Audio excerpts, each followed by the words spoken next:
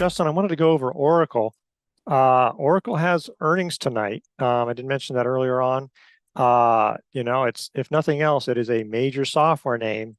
We don't have again Oracle and then Adobe as later this week. Don't have a lot of software names that are going to be reporting after this point for several weeks. So, what do you think about Oracle and because it's another of these slow but steady kind of companies?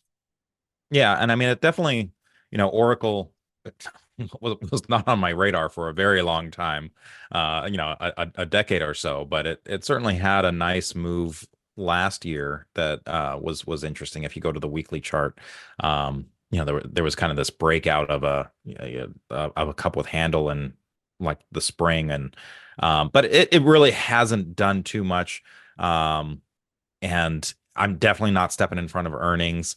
IGV, which is the iShares software ETF, that's been kind of lagging. You see, some poor relative strength there.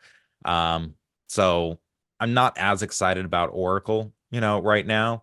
Definitely not stepping in front of the earnings. But I think it's worth watching as kind of a bellwether, regardless if you're going to buy it or not.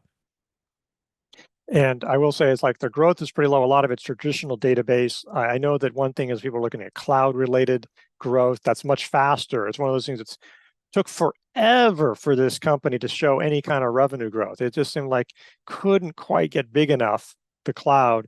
So there are interesting things here technically. I mean, but the relative strength has been sort of, it hasn't gone anywhere for a year. So I think people are looking to see if you could see some kind of acceleration in that on that front.